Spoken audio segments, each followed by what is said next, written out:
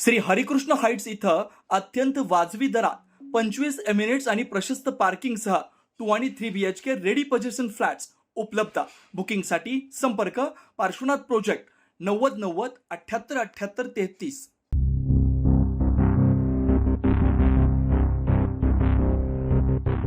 Nashik road विभागीय कार्यालयावर आज हांडा मोर्चाच्या माध्यमातून नागरिकांचा प्रचंड संताप उसळला हे पाहायला मिळालं।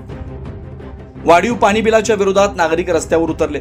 स्लम घोषित नळ ग्राहकांना वार्षिक शुल्काच्या प्रमाणातच पाणीपट्टी देण्याची ठाम मागणी या मोर्चातून करण्यात आली। सध्या मिळणारी पाणीपट्टी चुकीची, असमंजस आणि अन्यायकारक असल्याचा आरोप करत ग्राहकांना योग्य व सुधारित बिल तात्काळ देण्यात यावा असा इशाराही देण्यात आला।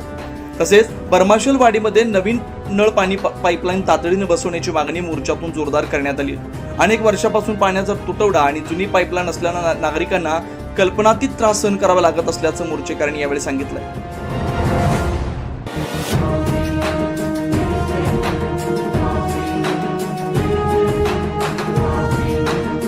नाशिक महानगरपालिका नाशिक रोड विभागाच्या पाणीपट्टी देयक विभागाच्या वतीने झोपडपट्टीतील नळ ग्राहकांना पाणी बिलाचं मागच्या महिन्यामध्ये पाणी बिल वाटप करण्यात आलं। त्यामध्ये 3 पटीने बिल अधिक जास्त वाढून जवळजवळ 1-1, 1.5, 2-2 लाखाच्या बिल झोपडपट्टी धारकांना देण्यात आली।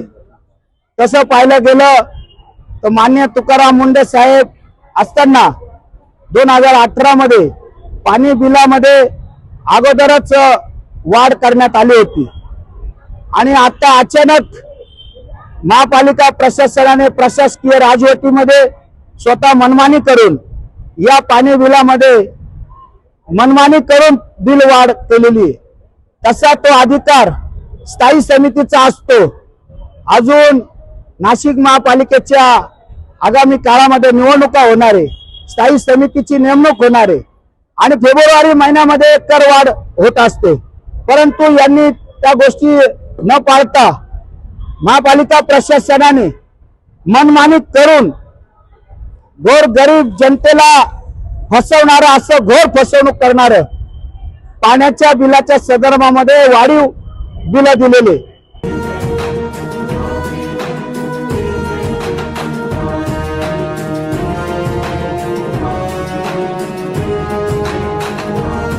याशिवाय स्लम घोषित नळ ग्राहकांना दुर्बल घटक म्हणून स्वतंत्र स्लॅब लागू करावा आणि ज्या घरांकडे घरपट्टी किंवा सेवा शुल्क नाही अशा घरांसाठी अभय योजनेद्वारे आधार कार्डावर नवीन नळ जोडणी द्यावी अशी ठोस मागणी प्रशासनासमोर ठेवण्यात आली। मोर्चात महिलांचा आणि ज्येष्ठ नागरिकांचा मोठ्या संख्येने सहभाग दिसून आला असून मागण्या मान्य न झाल्यास पुढील तीव्र आंदोलनाचा इशारा देखील देण्यात आला।